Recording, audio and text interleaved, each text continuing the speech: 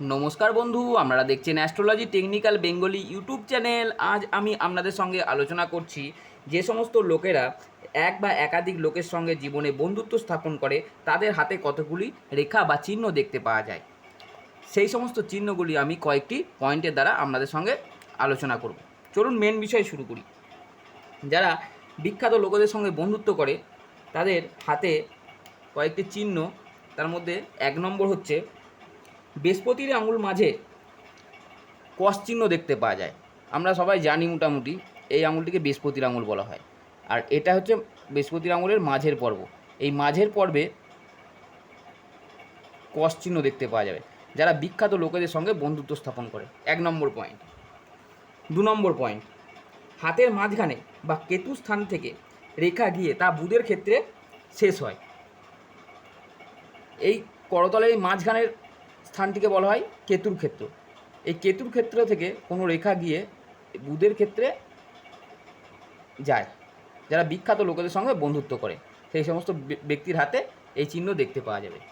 2 নম্বর গেল। 3 নম্বর পয়েন্ট, হাতের ভাগ্যরেখা বৃহস্পতির ক্ষেত্রে যায় এবং সেখানে গিয়ে ভগ্ন হয়। এই ভাগ্যরেখা, এই রেখাটিকে বলে ভাগ্যরেখা। এই ভাগ্যরেখা বৃহস্পতির ক্ষেত্রে যায় এবং সেখানে গিয়ে ভগ্ন হয়। এরকম ভগ্ন হতে পারে যাদের বিখ্যাত লোকের সঙ্গে বন্ধুত্ব হয়। 3 নম্বর গেল। 4 নম্বর পয়েন্ট, কখনো বা ভাগ্যরেখা রবির ক্ষেত্রে যায় এবং সেখানে গিয়ে ভগ্ন হয়। এই সেম এই ভাগ্যরেখাটাই কখনো রবির ক্ষেত্রেও যেতে পারে, বৃহস্পতি ক্ষেত্রে না গিয়ে রবির ক্ষেত্রেও যেতে পারে এবং রবির ক্ষেত্রে গিয়ে এই ভগ্ন দেখা যেতে পারে যারা বিখ্যাত লোকের সঙ্গে বন্ধুত্ব স্থাপন করে সেই সমস্ত ব্যক্তির হাতে।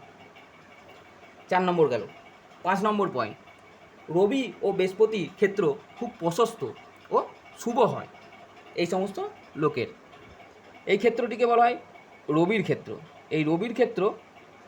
এই ক্ষেত্রটিকে বলা হয় বৃহস্পতির ক্ষেত্র। এই বৃহস্পতির ক্ষেত্র যারা বিখ্যাত লোকের সঙ্গে বন্ধুত্ব করে তাদের এই দুটো স্থান খুব শুভ ধরনের হয়। এই কয়েকটি চিহ্ন যারা বিখ্যাত লোকের সঙ্গে বন্ধুত্ব স্থাপন করে তাদের হাতে দেখতে পাওয়া যায়।